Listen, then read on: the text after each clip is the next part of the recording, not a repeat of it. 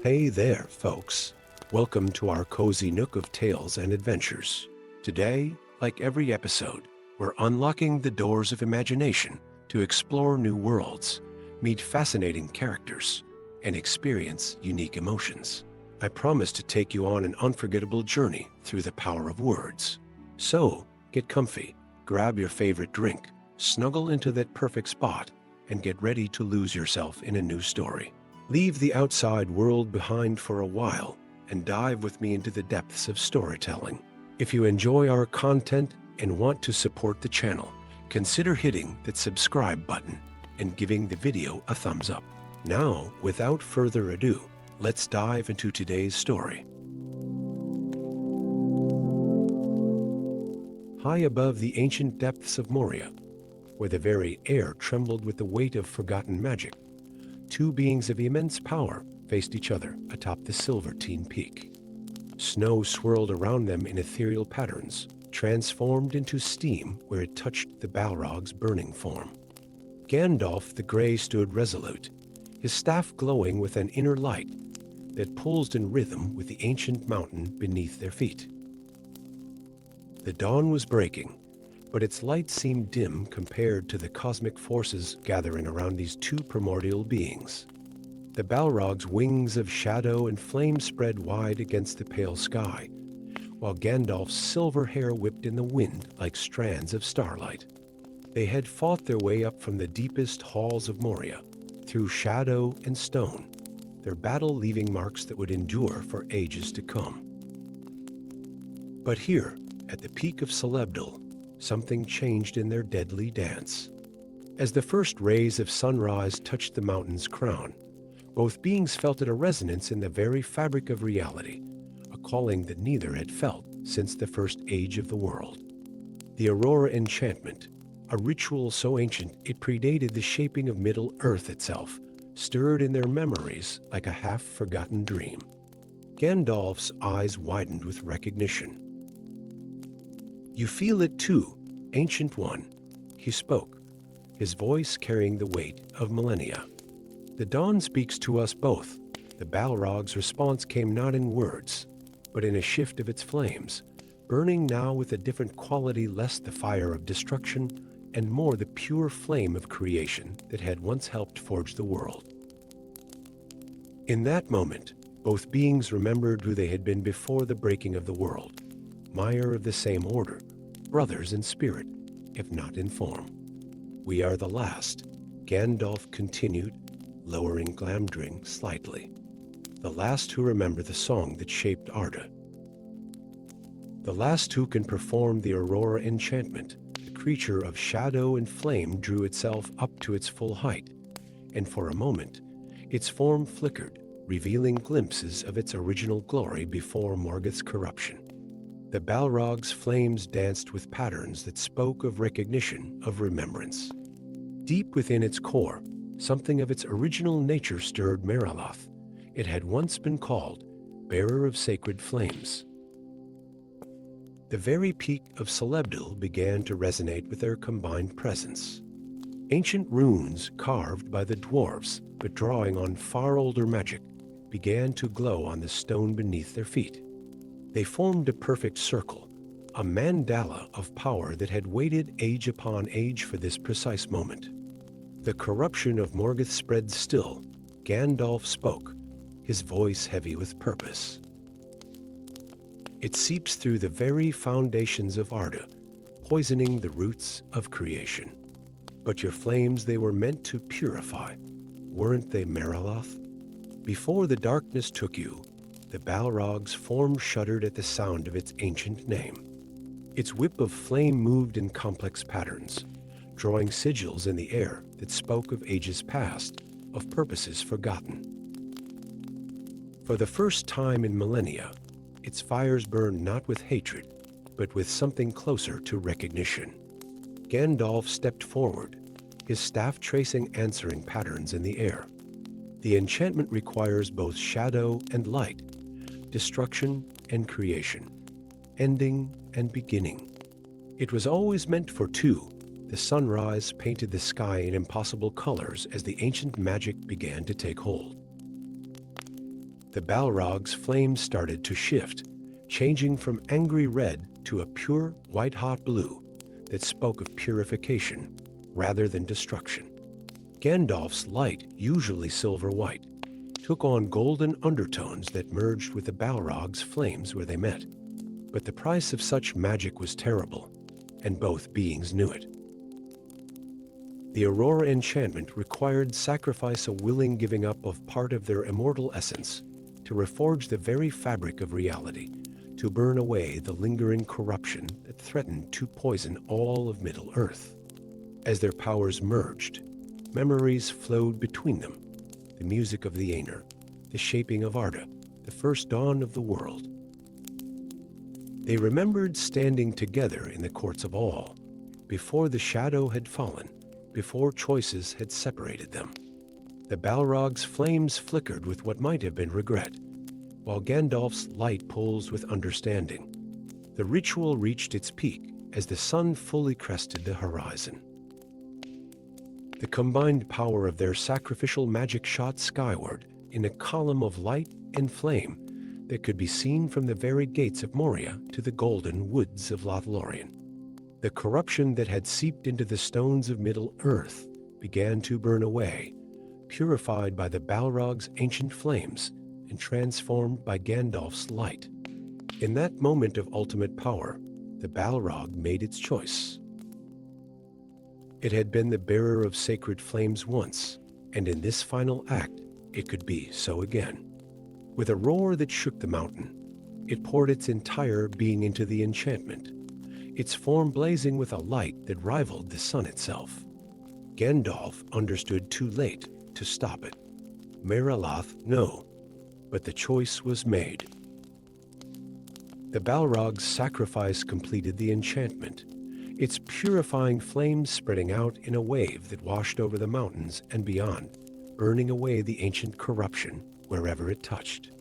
Its form began to dissolve, not into darkness this time, but into pure light.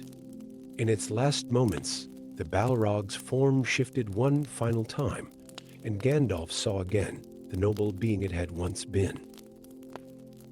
Their eyes met across the gulf of ages, and understanding passed between them. Then, with a sound like a great bell tolling, the Balrog's sacrifice was complete. The wave of purifying magic continued to spread, reaching deep into the earth and high into the heavens.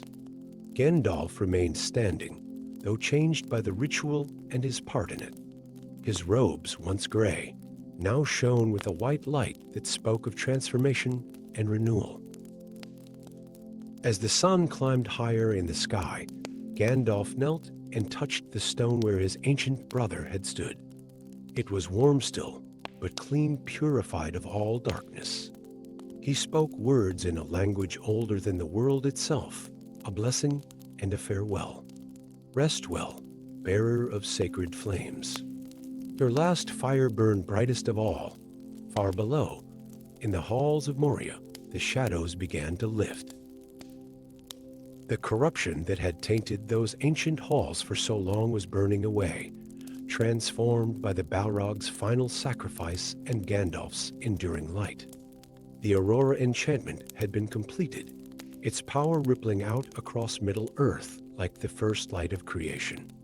Gandalf the White stood upon the peak of Celebdil, knowing that the quest ahead of him was far from over. But something had been healed this day, something fundamental in the very fabric of the world. As he began his descent from the mountain, he carried with him not just the memory of an ancient evil defeated, but of a brother redeemed, of a purpose fulfilled. In the ages to come, the tale would be told differently, a simple story of a wizard defeating a terrible demon. But in the hidden places of the world, in the deep places where magic still lingered, those with the wisdom to listen could hear the truth, how the bearer of sacred flames had remembered its purpose at last, and how its final fire had helped to light the way toward Middle-earth's salvation. The winds still whisper it in the high places of the world, how shadow and light came together one last time, and how an ancient enchantment was fulfilled at the dawn of a new age. Story 2, in the deepest chambers of Moria, where even the darkness seemed to breathe with ancient memory, the battle between Gandalf and the Balrog took an unexpected turn. Their conflict had led them through countless halls and down numberless stairs, but as they crossed the threshold of a forgotten archway carved with runes that gleamed like captured starlight, both beings felt the world shift around them. The chamber they entered was unlike any other in Moria. The walls rippled like water, though they were solid stone, and patterns of light danced across their surface without any visible source. The air hummed with the resonance of old magic, not the craft of elves or the artifice of dwarves, but something far older, dating back to the very shaping of Arda itself. Gandalf's staff illuminated symbols on the floor that began to glow in response to their presence. The Balrog's flames cast shifting shadows that seemed to move with purpose, telling stories of their own. Both beings, locked in their deadly dance, realized simultaneously that they had stumbled into something ancient and powerful, the Labyrinth of Souls, a mythical construct created by the first dwarf fathers to preserve the memories of ages past. The chamber expanded impossibly around them, corridors sprouting like branches from a great tree, each one shimmering with different hues of memory. The Balrog's whip of flame cracked against the nearest wall, but instead of leaving a mark, it caused the stone to ripple, and suddenly both beings were pulled into a vision of the past. They stood in the courts of All during the first age of the world. The Balrog was no longer a creature of shadow and flame, but Morgothon, a noble Maya clothed in light and purpose. Gandalf, or rather, Olrin, as he was known, then stood nearby, both of them serving their Vala Lord in the forging of the world's foundations. The memory was so vivid, they could feel the heat of the divine forges, hear the music of creation still echoing in the halls. "We were brothers once," Gandalf spoke, his voice carrying both wonder and sorrow. "Before the shadow took you, the Balrog's flames flickered, and for a moment, its burning eyes held something beyond rage recognition, perhaps, or regret. The vision shifted, and they were pulled down another corridor of memory. Now they witnessed the corruption of Morgoth spreading through the ranks of the mire. They saw Morgothon struggle against the darkness, his eventual fall not through mere temptation, but through a desperate attempt to understand the corruption, so he might fight it from within. The Balrog's current form trembled at these revelations, its flames burning with a different quality, not the fire of destruction, but the smoldering embers of old pain. Each corridor they traversed showed them more. Battles fought side by side in the First Age, moments of choice that had led them down different paths, victories and failures that had shaped them both. The Labyrinth was not merely showing them the past, it was forcing them to confront the truth of their shared history. At the heart of the Labyrinth, they found a chamber unlike any other. Its walls were mirrors, but not ordinary ones. These were the legendary mirrors of truth, crafted from crystals that had captured the light of the two trees themselves. In their reflection, both beings saw themselves as they truly were, mire of noble purpose, one still holding to the light, the other twisted by darkness, but not fully lost.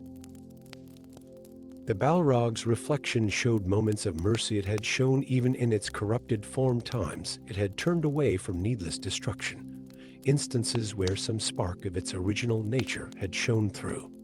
Gandalf's reflection revealed his own brushes with darkness, temptations resisted, and the constant vigilance required to maintain his path. The Labyrinth shows us what was, what is, and what could be, Gandalf said, his voice echoing with the weight of understanding. It reminds us that no fate is truly sealed, not even yours. Old friend, the Balrog roared, but the sound was different now, less a cry of rage and more a lament for all that had been lost. Its flames touched one of the mirrors, and instead of melting the surface, they were absorbed into it, creating a new vision, a possible future where the creature of shadow and flame remembered its true purpose, where the fire that had been meant to forge and create could be turned back from destruction. But the vision also showed the price of such redemption. The corruption of Morgoth ran deep, and to cleanse it would require a sacrifice that would consume them both. The Balrog's form shifted, momentarily revealing its original glory before the shadow took it again. Gandalf stepped forward, holding out his staff not as a weapon now, but as an offer of aid. "There is always a choice," he said softly. Even now, after all these ages, the air in the chamber grew thick with possibility. The Balrog stood motionless, its flames flickering between the angry red of corruption and the pure white of its original fire. All around them, the mirrors showed countless possible futures branching out from this moment. But before either could make a final choice, a tremor ran through the foundations of Moria. The ancient evil that slept in the deep places of the world was stirring, drawn by their power. The labyrinth began to shake, its mirrors vibrating with tension. The Balrog turned its gaze from the mirrors to Gandalf, and in that moment, something passed between them, an understanding that transcended their current conflict. Whatever choices lay before them, they would have to be made quickly. Gandalf raised Glamdring, its elvish light mixing with the glow of his staff. The Balrog's flames rose higher, but there was a new purpose in their dance. As they prepared to leave the labyrinth, both knew that their battle would continue, but it had been transformed by what they had witnessed. They were no longer simply enemies locked in combat, but two beings carrying the weight of a shared past and the possibility of an uncertain future. The labyrinth of souls faded around them, its mirrors dimming, its corridors collapsing back into ordinary stone. But its revelations remained, burning in their memories like an eternal flame. As they emerged back into the great halls of Moria, their conflict would resume, but now it carried echoes of recognition, of possibility, and of choices yet to be made. And deep in the heart of the mountain, the labyrinth waited in silence, holding the memories of what had transpired, ready to reveal its truths to those who might find it in ages yet to come. For in its mirrors, the reflection of two mire, one of light and one of shadow, still shimmered, telling a story of brotherhood, betrayal, and the eternal possibility of redemption. Story 3, the great halls of Moria echoed with more than just the clash of staff against flame. As Gandalf and the Balrog's battle reached the Chamber of Echoes, their combat transformed into something unprecedented, a deadly duet that awakened the very music of creation itself. The chamber, vast and circular, was lined with crystalline pillars that seemed to catch and hold every sound, transforming it into visible ripples of light. Ancient dwarven runes carved into the floor began to pulse with each strike and parry, their patterns forming intricate musical notations that hadn't been seen since the first age of the world. Gandalf's staff struck against the Balrog's whip of flame, and the sound that rang out wasn't the harsh clash of battle, but a clear note that hung in the air like starlight. The Balrog's response, a sweep of its fiery sword, produced a deep, resonant tone that made the very foundations of the mountain tremble. Each movement of their conflict added new notes to an emerging symphony that seemed to draw upon the very music of the Aenir, the great song that had shaped the world. "Listen," Gandalf called out, his voice carrying the weight of ancient knowledge. The pillars sing with the echoes of creation. The Balrog paused, its flames flickering in a different rhythm now. In the crystalline surfaces around them, both beings could see reflections of what had once been when they had both participated in the great music before the world was made. The Balrog's fires burned with the memory of harmonies it had once wielded in the service of order rather than chaos. As they moved through their deadly dance, each strike and counter-strike contributed to a growing melody. Gandalf's staff traced patterns of light that lingered in the air, forming musical phrases that spoke of dawn and hope. The Balrog's flames, usually instruments of destruction, now drew countermelodies of dusk and shadow, not evil, but necessary parts of the world's great song. The Chamber of Echoes amplified their performance, each note building upon the last. The crystalline pillars began to resonate with frequencies that hadn't been heard since the shaping of Arda. Deep within the mountain, something ancient stirred in response to their melody. The song must be completed, Gandalf realized aloud, his eyes wide with understanding. We are not enemies in this moment, but instruments of a greater purpose. The Balrog's burning eyes flickered with recognition. Though corrupted by Morgoth's influence ages ago, it too remembered the importance of the world's fundamental harmonies. Its flames changed color, shifting from angry red to a more subtle array of hues that pulsed in time with the growing symphony. Together, they began to move with new purpose. Gandalf's staff wove patterns of silver light, while the Balrog's whip drew shapes of golden flame. Their previous battle transformed into a choreographed performance, each movement precisely calculated to contribute to the growing song of power that was building around them. The chamber's runes blazed brighter with each passing moment, their ancient magic awakening fully for the first time since Moria's founding. The dwarves who had built this place had known something of the world's musical nature, had constructed this chamber to capture and amplify the harmonies of creation itself. As the symphony reached its crescendo, both beings understood what was at stake. The song they were creating wasn't just music, it was a fundamental force of reality, a reweaving of the world's fabric that could either strengthen or shatter the foundations of Arda itself. The Balrog's corruption fought against its participation in this cosmic harmony. Dark notes of discord threatened to break through, echoes of Morgoth's ancient marring of the world. But Gandalf's melodies provided a framework, a structure that helped contain and transform these discordant elements into necessary parts of the greater whole. Their performance reached a crucial moment. The chamber's crystals vibrated with almost unbearable intensity, each pillar glowing with inner light. The very air seemed to thicken with power, and both beings knew they would have only one chance to complete the song correctly. Gandalf raised his staff high, drawing a final, brilliant note of pure light. The Balrog, in perfect counterpoint, let its flames spiral upward in a column of carefully controlled fire. Their powers merged at the chamber's apex, creating a harmony so perfect it brought tears to Gandalf's eyes. The resulting resonance shook Moria to its foundations, not with destruction, but with renewal. The song they had created rippled outward through stone and space, reinforcing the very structures of reality.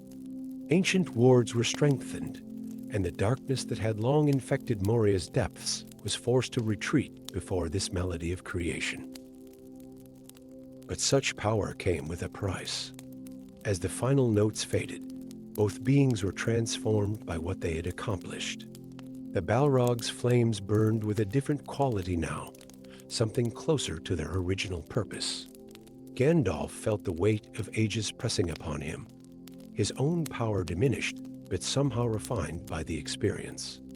The Chamber of Echoes slowly fell silent, though tiny harmonies still danced through its crystals. The runes on the floor dimmed, but didn't fade entirely, holding within them the memory of what had transpired. Gandalf and the Balrog regarded each other in the aftermath. They were still enemies, their fundamental conflict unchanged.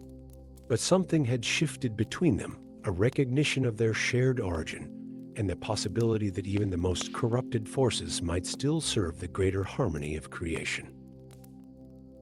As they prepared to resume their battle, now moved to continue their conflict in other halls of Moria, both knew that what had happened in the Chamber of Echoes would resonate through the ages. They had momentarily touched something profound, a reminder that beneath all conflicts lay the original song that had shaped the world. The chamber remained behind them, its crystals still humming softly with echoes of their performance. And in the deep places of the world, the harmony they had created continued to ripple outward, strengthening the foundations of Arda one note at a time. For those with ears to hear, the symphony of flames would continue to echo through the halls of Moria, a testament to the enduring power of the world's first and greatest song. Story 4. Deep in the shadowed halls of Moria, where ancient stone held memories like precious gems, the battle between Gandalf and the Balrog took an unexpected turn. Their conflict had shaken the very foundations of the mountain, but it was the disturbance of something far older that would transform their struggle into a journey through the very fabric of time itself. As Gandalf's staff struck the bridge of Moria, and the Balrog's whip of flame lashed out in response, their powers collided with an ancient dwarven artifact embedded in the stone beneath their feet, the chronolith of Durin, a relic that had been lost to legend. The resulting explosion of light and shadow hurled them not through space, but through time itself. They materialized in a vast hall that both recognized, though it bore little resemblance to the ruins they had just left. The walls gleamed with newly cut stone, and the air rang with the sound of dwarven hammers. They had been thrown back to the height of Moria's glory, when it was still called Moria, and the halls of the dwarven kingdom shone with unimaginable splendor. Before either could react, the scene shifted again. Now they stood in the forges of a region, watching as Celebrimbor and his smiths crafted the rings of power. The Balrog's flames flickered with recognition it had been there, in its original form as a Maya, watching these events unfold. Gandalf observed the shadow of Sauron's influence, subtle but present, weaving through the creation of these mighty artifacts. "We are being shown moments of significance," Gandalf spoke, his voice carrying across the temporal divide. "The chronolith guides us through the turning points of Middle-earth's history." The Balrog's response was a roar that shook time itself, but there was something different in its tone, a note of understanding, perhaps even recognition. As they watched Celebrimbor work, both beings remembered their own roles in the forging of the world, before darkness had corrupted one and duty had bound the other. The scene shifted again, and they found themselves standing on the shores of Enmenor at the height of its glory. The great ships of the Sea Kings dotted the horizon, their sails catching the light of a younger sun.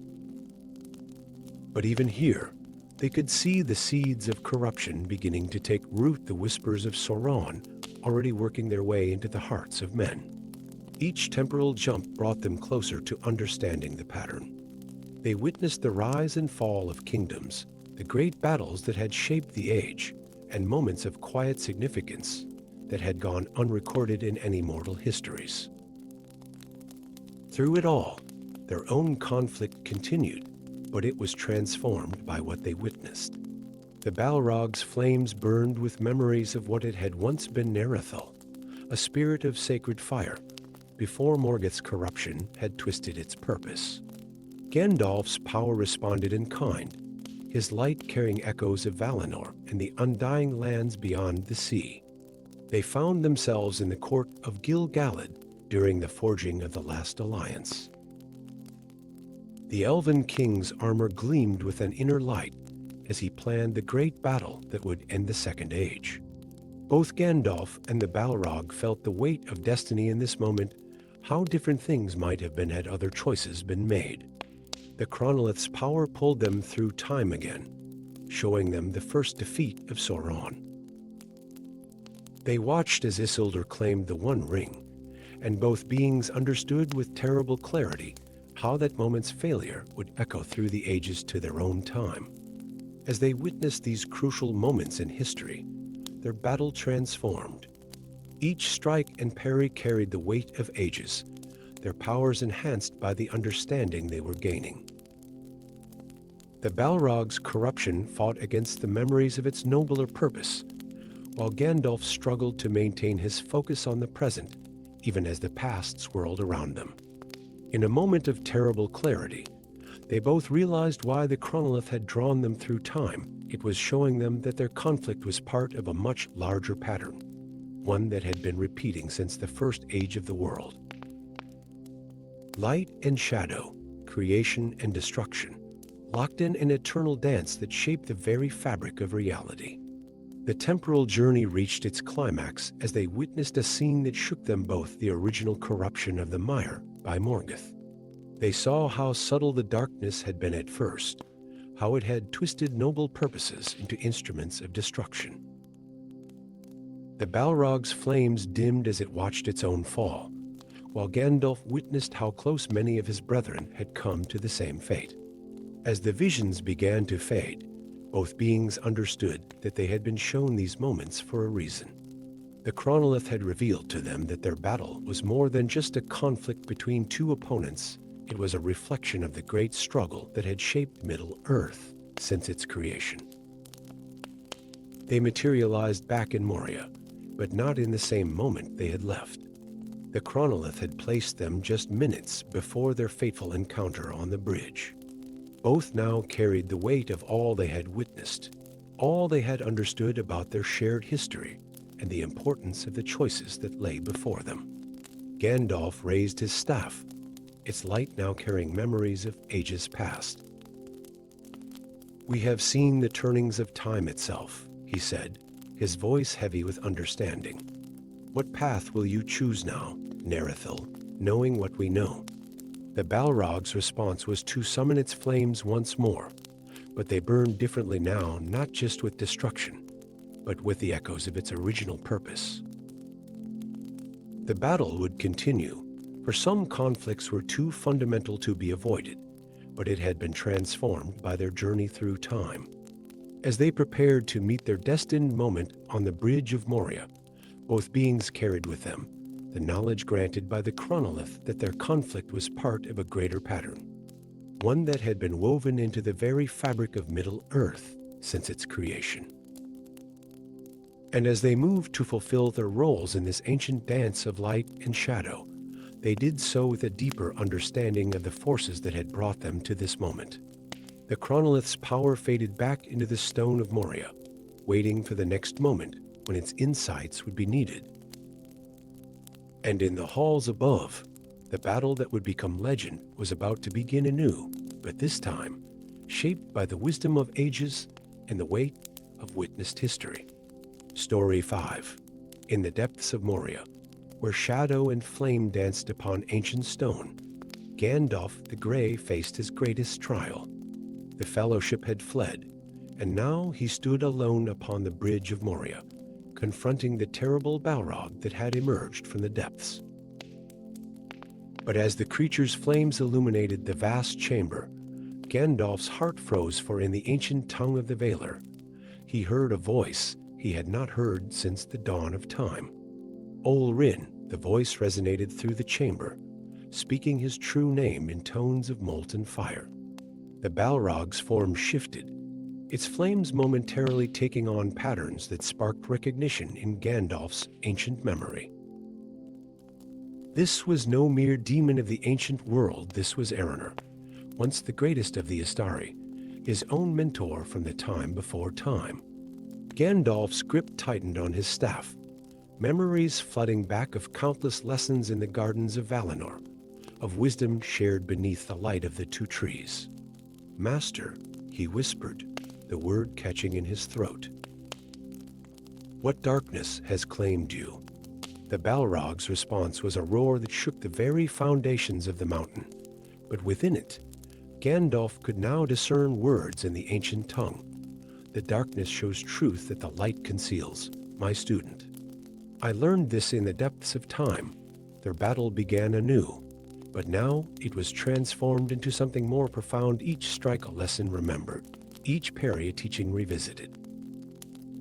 Glamdring, Gandalf's sword, met the Balrog's flame whip in a clash that sent sparks of memory cascading through the chamber. "Remember the first lesson," the Balrog's voice thundered, its flames taking on the pattern of ancient runes. Power must be understood to be controlled. Gandalf deflected a burst of flame, his staff tracing patterns he had learned at Aranor's feet. And the second lesson, master power without wisdom brings only destruction. Look at what you have become. The chamber around them began to resonate with their conflict, ancient dwarven runes glowing in response to the power being unleashed. Each clash of their weapons sent ripples through the fabric of reality itself, as teacher and student engaged in a deadly dance of power and principle. Memories surfaced in Gandalf's mind, Aronor teaching him the secret languages of flame and shadow, showing him how to read the music of the spheres, guiding him through the intricate pathways of power that lay beneath the surface of creation. But with each memory came the searing pain of recognition, seeing how that once noble being had been twisted by darkness into this creature of flame and shadow. The Balrog's attacks carried echoes of ancient lessons. The third truth, Ol Rin, sometimes the light blinds, while darkness reveals. Its flame whip cracked against Gandalf's magical barrier, each strike accompanied by words of dark wisdom that contained grains of terrible truth. You taught me to seek understanding, Gandalf countered, his staff blazing with white fire. But understanding was not enough for you, was it? You sought to control the very forces you were meant to study. The battle moved across the bridge, each step a moment of teaching transformed into combat. The very stones beneath their feet began to crack with the weight of power being exchanged, as ancient magics awakened in response to their conflict. There is one final lesson, the Balrog proclaimed, its voice carrying both menace and a terrible sword of love. The price of ultimate wisdom is everything you are. Gandalf felt the truth in those words. Had not Aronor sacrificed everything he was in pursuit of forbidden knowledge? Had he not transformed himself into this creature of shadow and flame in his quest to understand the deepest mysteries? As they fought, Gandalf began to perceive something else, a pattern in the Balrog's movements, a message being conveyed through the very nature of their combat. His former master was showing him something about the One Ring, about its true nature and the threat it posed. Each burst of flame carried encoded wisdom. Each strike revealed another layer of a truth too terrible to speak aloud. There is still hope for redemption, Gandalf called out, even as he parried another devastating attack. The light of Valinor still burns, even in the deepest darkness. The Balrog paused for a moment, its flames flickering with what might have been recognition. In that instant, Gandalf saw through the corruption to the noble being that had once been his teacher, the one who had shown him the paths of wisdom that had made him who he was. But the moment passed, and the darkness surged back stronger than before. The Balrog's next attack carried the full force of its corrupted power, driving Gandalf back across the bridge. Yet even in this assault, there was teaching showing through action, what words could not convey about the nature of power and corruption. Their conflict reached its crescendo as they stood at the center of the bridge, light and shadow swirling around them in a maelstrom of power. The very air seemed to crackle with the weight of their shared history and the tragedy of their present confrontation. You taught me that wisdom requires sacrifice, Gandalf declared, raising his staff high. But you never taught me its greatest lesson, that true wisdom lies in knowing what to preserve, not just what to sacrifice. The Balrog's response was a surge of flame that carried within it millennia of corrupted knowledge and power. But as Gandalf stood firm against this onslaught, he understood the final truth that sometimes the greatest wisdom lies in letting go. You shall not pass. His declaration echoed through the chambers of Moria, carrying the weight of every lesson learned, every truth understood, every sacrifice accepted. The bridge shattered beneath them, and as they both fell into the abyss, their descent was transformed into one final lesson about the price of wisdom, the nature of sacrifice, and the eternal dance between light and shadow. As darkness claimed them both, Gandalf caught one last glimpse of his former master's eyes, no longer merely flames of destruction, but carrying a spark of recognition, perhaps even gratitude. They fell together into the depths, teacher and student, bound by fate and wisdom, their story becoming yet another lesson in the endless scrolls of Middle-earth's history. And in the deep places of the world, where shadow and flame still dance, their battle continues not just as a conflict between good and evil, but as an eternal lesson about the price of wisdom and the choices that shape our destiny. Story 6. In the timeless depths of Moria, where ancient runes still whispered tales of glory long forgotten, Gandalf the Grey stood before his most formidable adversary. The Balrog's flames cast writhing shadows across walls that had witnessed the rise and fall of kingdoms. But in those dancing patterns, the wizard saw something that gave him pause, a rhythm that spoke not of chaos, but of purpose long corrupted. As they faced each other across the chasm, Gandalf's keen eyes perceived what countless others had missed through the ages. Within the maelstrom of shadow and flame that composed the Balrog's form, ancient elvish runes flickered momentarily into existence before being consumed again by darkness. These were not the marks of corruption that Morgoth had laid upon his servants, but something far older, symbols of protection and guardianship that predated the first rising of the sun.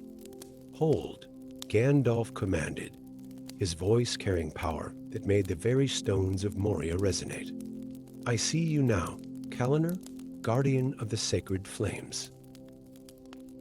What darkness has twisted your ancient purpose?" The Balrog's roar shook dust from the cavern walls, but beneath its fury lay notes of something else, pain, perhaps, or recognition.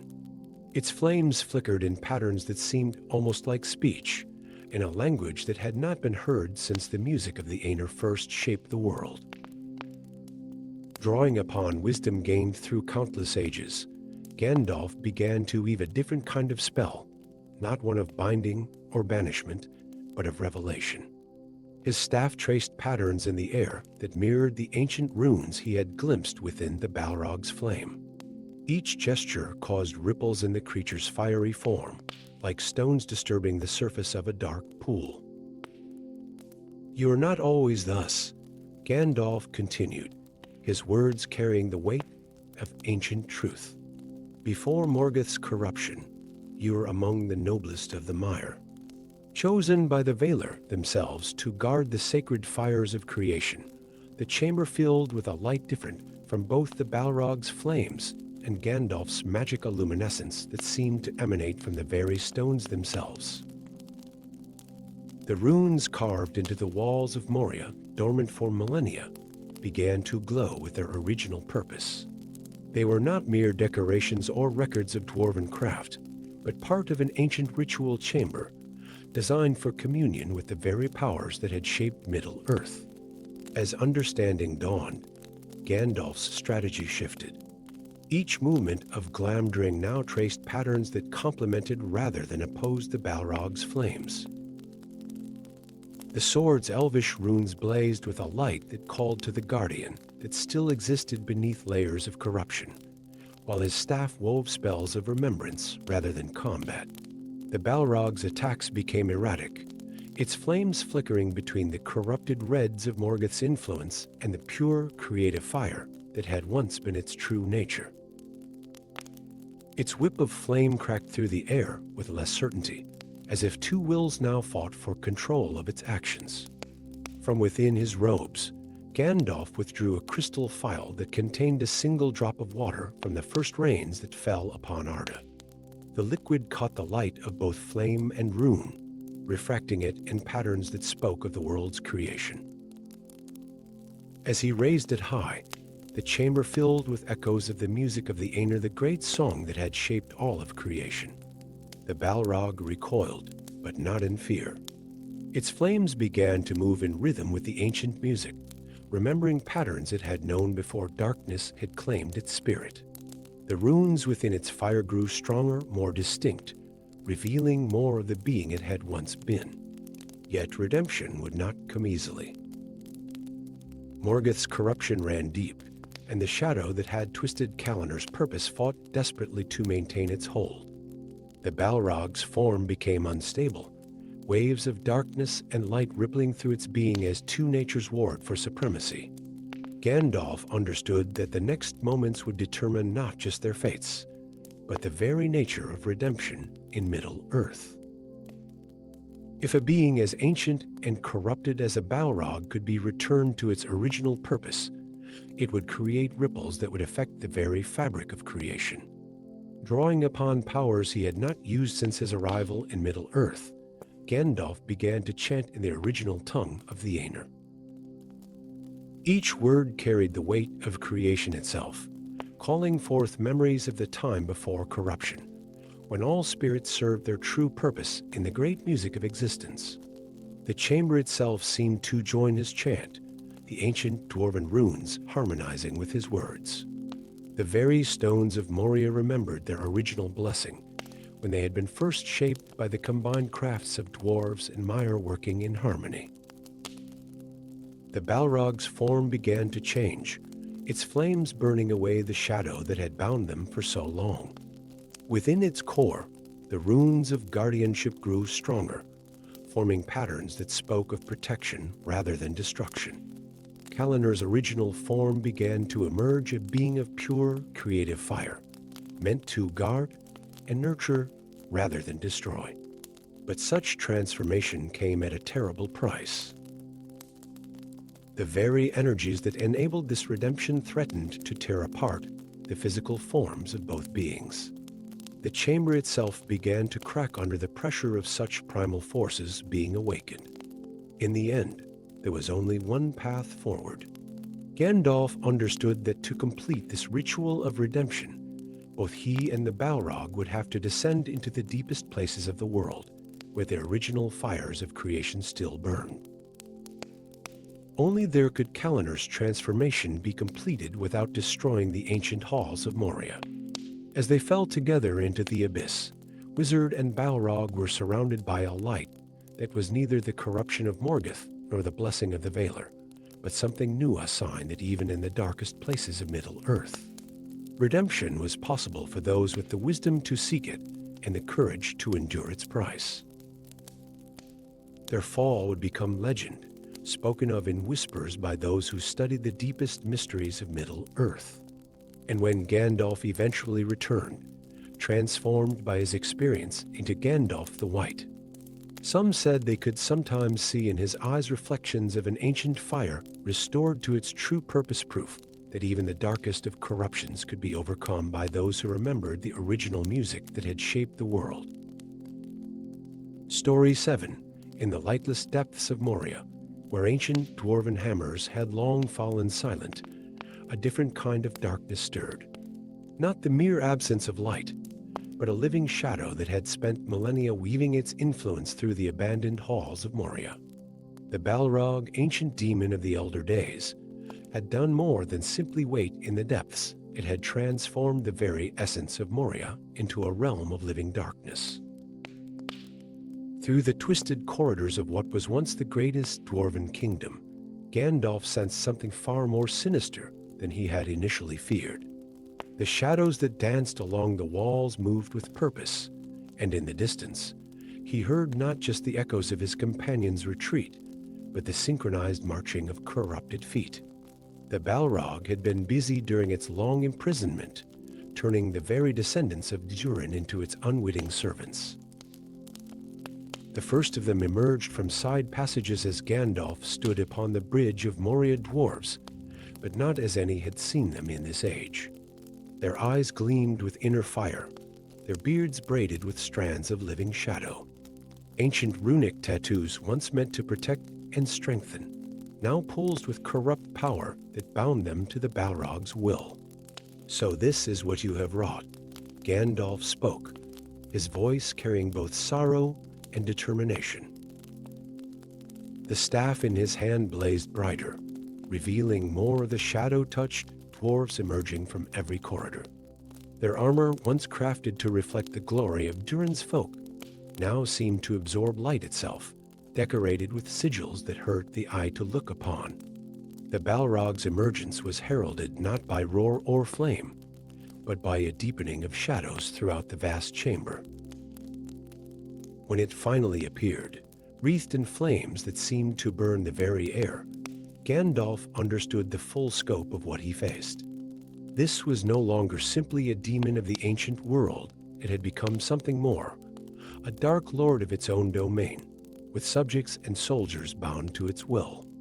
But Gandalf was not without allies of his own. As the Balrog's army of corrupted dwarves advanced, the very stones of Moria trembled with ancient memories. The Grey Pilgrim reached out not with physical power, but with something deeper, a call that resonated through the bones of the mountain itself. The response came first as a whisper of wind through forgotten tunnels. Then, from depths even the Balrog had not explored, ancient guardians began to stir. The stone singers, spirits bound to the very rock of Moria by its founders, awakened from their long slumber. Through cracks and crevices, they emerged beings of living stone and crystal, their forms etched with the original runes of protection and power that had been carved when Moria was young. The chamber erupted into chaos as these primal forces collided. The shadow-touched dwarves fought with supernatural strength and coordination, their corrupted weapons leaving trails of darkness in the air. But the stone singers moved with the inexorable power of the mountain itself, their crystalline forms shattering the shadow enchantments wherever they touched. Above this battle of ancient powers, Gandalf and the Balrog engaged in their own deadly dance. Each clash of Glamdring against the demon's blade of flame sent cascades of light and shadow throughout the chamber. The Balrog's whip lashed out, not just with fire, but with tendrils of controlling darkness that sought to bind Gandalf as it had bound the dwarves. But the Grey Wizard had not come unprepared for such darkness. From within his robes, he drew forth a crystal phial that contained a single drop of water from Galadriel's fountain. As the light of Arundel's star blazed forth from the crystal, the shadows recoiled, and the corrupted dwarves faltered in their advance. The battle shifted and flowed through the great halls of Moria like a tide of light and shadow.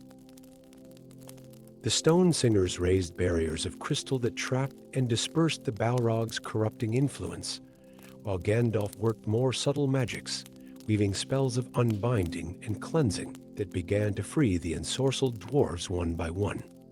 Yet the Balrog's power had sunk deep roots through the centuries of its rule. As more of its thralls were freed, it drew upon deeper and darker powers. The very air began to crystallize with cold as ancient as the void, while its flames burned with colors that spoke of Morgoth's original corruption of the world. Gandalf realized that this battle could not be won through force alone. The corruption had spread too far, sunk too deep into the very stones of Moria. As he parried another attack from the Balrog's blade, he began to chant in a language older than Middle-earth itself words of unmaking and remaking, of cleansing and renewal. The stone singers took up his chant, their crystalline voices resonating with harmonies that had not been heard since the music of the Aenir. The freed dwarves, their minds clearing of shadow, added their own voices in ancient Khazad-dûm, calling upon the power of their ancestors and the strength of the mountain itself. The chamber became a maelstrom of light, shadow, and song. The Balrog fought with increasing desperation as its carefully constructed domain began to unravel. Its flames burned higher, its shadows reached farther, but against the combined power of so many ancient forces, even its mighty corruption began to fade. The final confrontation came not on the bridge where their battle had begun, but in the deepest forge hall of Moria, where the first dwarven hammers had rung against anvils. Here, surrounded by the most ancient crafts of Durin's folk, Gandalf and the Balrog faced each other one last time. The demon's form had grown unstable, its shadows writhing as the cleansing songs stripped away layers of corruption. Yet still it fought, its power now focused into a single purpose: to take Gandalf with it into darkness. As their powers clashed one final time, the very foundations of Moria groaned with the strain. In that moment of ultimate conflict, Gandalf understood that victory would require sacrifice. With a final word of power that shook dust from the highest vaults of Moria, he struck not at the Balrog, but at the very floor beneath their feet.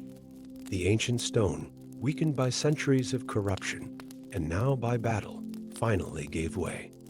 As both beings plummeted into the abyss, the last thing Gandalf saw was the stone singers gathering around the freed dwarves, their crystalline forms glowing with protective light. The Balrog's influence over Moria had been broken, but the price of victory would be paid in the depths below. They fell together into darkness, their battle not yet ended, but transformed. And in the halls above, the slow work of cleansing and rebuilding began, as the last echoes of their confrontation faded into legend. Story 8. In the fathomless depths of Moria, where even the memory of light seemed a distant dream, two beings of immense power faced each other across a chasm of time and understanding. The air itself crackled with arcane energy as Gandalf the Grey raised his staff against the Balrog of Morgoth, their confrontation illuminating secrets carved into the very foundations of Middle-earth. The first clash of their powers sent ripples through the ancient stone, awakening runes that had slumbered since the First Age. As Glamdring met the Balrog's flame-wreathed blade, something extraordinary happened. Each point of contact between their weapons released not just sparks, but fragments of pure knowledge, ancient truths crystallizing in the space between them. Gandalf's eyes widened as the first vision struck him. This was no mere battle for survival. Each exchange of blows was unlocking sealed memories, revelations about the very nature of magic in Middle-earth. He saw the moment when the first spells were woven into the fabric of Arda, understood suddenly why certain words held power while others were merely sound. The Balrog, too, seemed to pause, its flames flickering in patterns that spoke of recognition rather than mere destruction. In that moment of shared understanding, both beings realized they were not just combatants, but unwitting guardians of knowledge too vast for any single mind to contain. "So this is why you were bound here," Gandalf breathed, his words carrying power that made the ancient stones resonate. Not just as a creature of shadow and flame, but as a keeper of secrets too dangerous to be lost or found. The Balrog's roar held notes of ancient languages, tongues spoken before the sun first rose. Each movement of its fiery whip traced glyphs in the air that Gandalf recognized from scrolls so old they had crumbled to dust ages ago. The truth began to take shape in his mind. The creature's corruption by Morgoth had been more complex than anyone had guessed. It had been transformed into a living cipher, its very essence encoded with knowledge that could reshape their understanding of magic itself. Their battle became a dangerous dance of revelation. Every exchange opened new pathways of understanding in Gandalf's mind. He saw how the Valar had woven their power into the world, comprehended suddenly why certain places held more magic than others. The very limitations placed upon the Storie made sense now, not just as restrictions, but as safeguards against truths that could unmake reality itself. Through the chambers they fought, past pillars carved with histories forgotten even by the elves. The Balrog's flames illuminated murals that had not seen light in ages, each one adding another piece to the vast puzzle being assembled in Gandalf's consciousness. This was why Moria had been sealed away, why powers greater than either of them had arranged for this confrontation. But with each new revelation came danger. Knowledge long buried began to surge through both beings, threatening to overwhelm them. The Balrog's flames burned brighter with each truth unveiled, its form becoming less stable as ancient magics awakened within it. Gandalf felt his own power straining against the bonds of his physical form, understanding threatening to burn away the very limitations that allowed him to exist in Middle-earth. They reached a chamber deep beneath the mountains, where the very walls seemed to pulse with contained power. Here, at last, Gandalf understood the full scope of what they had stumbled upon. The chamber was a nexus, a place where the original songs of creation still echoed, where the barriers between thought and reality grew thin. The Balrog's attacks became more desperate now, not from hatred, but from an ancient compulsion to protect these secrets. Its very corruption had been a lock, designed to keep it bound here as an eternal guardian. Each burst of flame carried fragments of spells that could reshape mountains, words that could command the very elements. Gandalf met each attack with growing understanding, his staff and sword moving in patterns that were both combat and ritual. He saw now that he could not simply defeat the Balrog doing, so would risk releasing all the contained knowledge at once, a surge of power that could crack the foundations of Middle-earth itself. Instead, he began to weave a more subtle magic.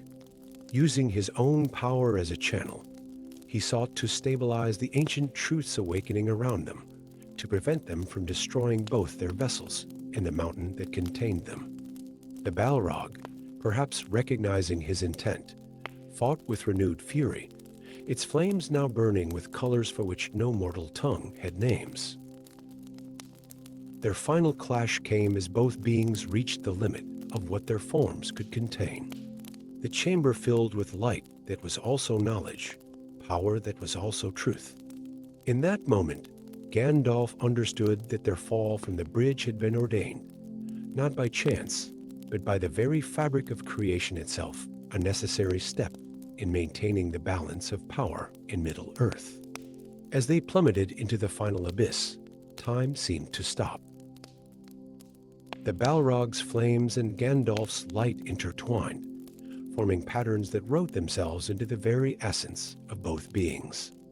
In that eternal moment, they were no longer enemy and adversary, but two parts of a greater whole, keepers of truths that would reshape them both. The fall that followed was both physical and metaphysical, a descent through layers of reality itself. Both beings would emerge transformed, Gandalf as the White, bearing new understanding of his purpose and power. The Balrog's fate remaining a mystery, perhaps transformed back into something closer to its original purpose. But the deepest truths they had uncovered would remain sealed, encoded into the very stones of Moria, waiting for the day when the world would be ready for such knowledge. The battle had been more than a contest of strength, or will it had been a vital part of the great pattern that maintained the balance of power in Middle-earth, a dance of revelation and concealment that would echo through the ages. And in the deep places of the world, where the oldest magic still stirred, the reverberations of their confrontation would long remain, speaking to those with ears to hear of the day when light and shadow had met in the depths, and the very nature of magic itself had trembled in the balance. Story 9. Time ceased to hold meaning in the endless depths of Moria. As Gandalf and the Balrog plummeted through the abyss beneath Moria, the very air around them seemed too slow, as if the ancient stones themselves were watching this battle of titans unfold. The Balrog's whip of flame carved burning sigils through the darkness, while Glamdring's ethereal glow painted the walls with ghostly light. But it was Narya, the ring of fire upon Gandalf's hand, that changed everything. As the Balrog's flames drew near, the ring blazed with an intensity that startled even its bearer. Instead of repelling the demon's fire, Narya seemed to reach out to it, creating threads of luminescent energy that connected the two beings in ways neither had anticipated. The first memory struck like lightning, a vision of crystal towers rising under the light of the two trees in Valinor. The Balrog's roar of rage transformed into something else, a sound of recognition, perhaps even confusion. In that brief moment, Gandalf saw not the corrupted being before him, but in Rathel, one of the Mire of all, a craftsman of fire and stone, who had followed Melkor into darkness. "So, this is what you once were," Gandalf whispered, his words lost in the rush of their fall, yet somehow reaching across the void between them. The Balrog's flames flickered, patterns emerging in its fire that spoke of ages long past, of memories buried under millennia of corruption. Their descent became a dance through time and memory. Each time Narya's power touched the Balrog's flame, new visions emerged. They saw the forging of the first mountains, when Rathel had worked alongside his brethren to shape Middle-earth. They witnessed the moment of his fall, when Melkor's promises of greater power had seduced him from his true purpose. But these were not mere memories, they were echoes of a power that still resided within both beings. As they fought through the endless darkness, Gandalf began to understand the true nature of their connection. Narya, one of the three rings crafted by Celebrimbor, contained within it echoes of the same creative fire that had once burned in Rathel's heart. The battle transformed into something more complex than simple combat. Each clash of power became a key unlocking another memory, another connection. The Balrog's whip would strike, and Gandalf would catch glimpses of ancient forge fires where the first tools of creation had been crafted. Glamdring would swing through the air, and the Balrog would remember the song of metal being shaped by skilled hands. They fell past caverns where ancient dwarven cities lay forgotten, through halls where nameless things crawled in the dark. Yet neither combatant paid attention to their surroundings anymore, too caught up in the web of memories and power that Narya had woven between them. "Remember who you were," Gandalf commanded, his voice carrying the weight of ages. "Remember the fires of creation that once burned within you, not these flames of destruction." The Balrog's response was a roar that shook loose stones from the cavern walls, but beneath the rage, there was something else, a tremor of recognition, perhaps even longing. As they fell deeper, the air grew hotter, more primordial. They were approaching the very roots of the mountains, where the fires of creation still burned. Here, Narya's power grew stronger, its connection to the Balrog more profound. The ring's flame called to the ancient fire within the demon, not to destroy it, but to remind it of its original purpose. The Balrog's flames began to change color, shifting from angry reds and blacks to deeper, more fundamental hues, the colors of the forge, of creation, rather than destruction. For brief moments, its form would flicker, showing glimpses of what it had once been, a being of light and purpose, a craftsman of the divine. But corruption ran deep, and redemption was not easily won. Each moment of recognition was followed by renewed fury, as if the very act of remembering caused the Balrog physical pain. Its attacks became more desperate, more primal, even as Narya's power continued to stir ancient memories. They reached a vast chamber, so deep that the very air seemed to glow with the heat of the Earth's core.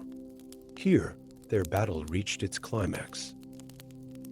The Balrog's flames and Narya's power had become so intertwined that it was impossible to tell where one ended and the other began. The chamber filled with light and shadow, fire and memory, creation and destruction, all dancing together in an ancient pattern. Gandalf understood then what needed to be done. Raising his staff, he channeled Narya's power not to fight the Balrog, but to complete the connection that had been building between them. The ring of fire blazed with all the creative power it had inherited from the forges of a region, calling to the similar power that still lay buried deep within the Balrog's corrupted heart. For one brilliant moment, and Rathel's consciousness surfaced fully in the Balrog's eyes. The chamber filled with a light not seen since the days of the trees, as ancient fire remembered its true purpose. The Balrog's form began to change, its shadows burning away to reveal something of its original glory. But such transformation came at a terrible price. The very forces that enabled this moment of recognition threatened to tear both beings apart. The chamber itself began to crack under the pressure of their combined power, unable to contain the primal forces at work. In the end, it was too much for either to bear. The connection between them, forged by Narya's power and strengthened by ancient memory, shattered in a blast that sent both combatants spinning into the darkness. Gandalf's last glimpse was of the Balrog's face, caught between its corrupted present and its glorious past, before darkness took them both. They would emerge from this battle-changed Gandalf, transformed by fire and memory into something greater than he had been, while the Balrog's fate would remain a mystery spoken of only in whispers. But in those depths, for a brief moment, the ring of fire had bridged an impossible gap, reminding both beings of the creative power that had once bound all the mire together in the forging of the world. And in the deep places of Middle-earth, where the fires of creation still burned, echoes of that moment would remain, speaking of a time when fire had been a force of creation rather than destruction, and of the potential for redemption that lay hidden in even the darkest of places. Story 10. In the deepest reaches of Moria, where even the ancient dwarves dared not delve, darkness held dominion over all but the faintest whispers of light. Here, in chambers carved by time itself, two primordial forces engaged in a dance as old as the mountains themselves. Gandalf the Grey, bearer of Narya and guardian of Middle-earth's mysteries, stood face to face with the Balrog of Morgoth, a creature of shadow and flame, whose very presence made the stone walls weep with ancient memories. The air crackled with raw power, each breath drawing in the weight of countless ages. Gandalf's staff gleamed with a light that seemed to pulse in rhythm with the beating heart of the mountain itself, while the Balrog's flames cast writhing shadows that spoke of battles long forgotten and powers best left undisturbed.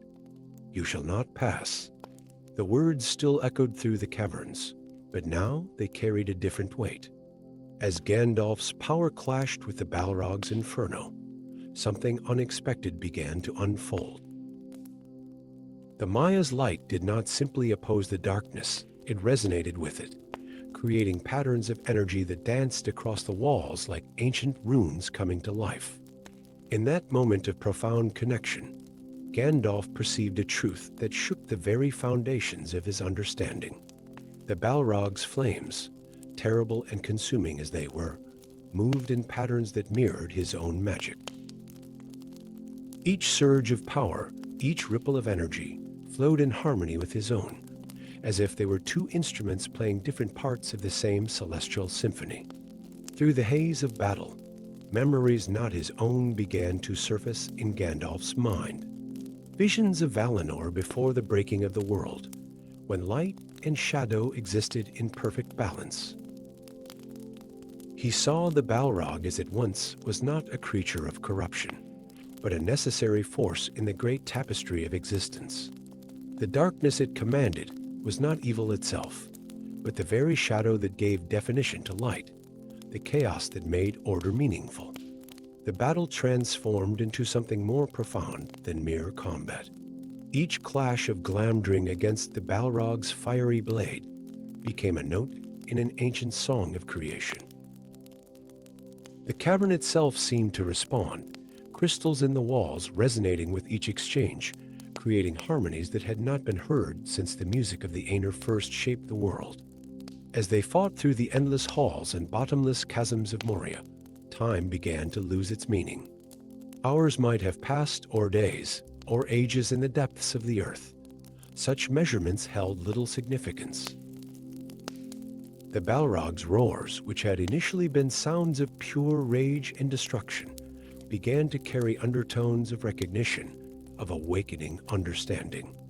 Narya, the ring of fire on Gandalf's hand, burned with an intensity that matched the Balrog's own flames. Yet instead of opposing each other, the two fires began to interweave, creating patterns of light and heat that spoke of unity rather than division. In these moments, Gandalf glimpsed the true nature of his adversary, not merely a fallen Maya, but a force of nature as essential to the world's balance as light itself. The battle led them ever deeper, past ruins of dwarf cities long forgotten, through caverns where nameless things dwelt, until they reached a chamber that seemed to exist between worlds. Here, crystal columns rose like the trunks of ancient trees, their surfaces reflecting and refracting the light and shadow that emanated from the two combatants. In this sacred space, the truth became undeniable. The Balrog was not simply an enemy to be vanquished, but a reflection of the duality inherent in all things. Its corruption by Morgoth had not created its darkness, but had merely twisted its natural purpose, turning what should have been a force of balance into an agent of destruction. As this realization crystallized in Gandalf's mind, his strategy shifted. No longer did he seek to simply defeat the creature before him. Instead, each movement of his staff, each swing of Glamdring became part of an intricate pattern, a ritual of restoration rather than destruction. The Balrog, whether through instinct or awakening memory, began to respond in kind. Their battle became a dance, their powers interweaving in ever more complex patterns.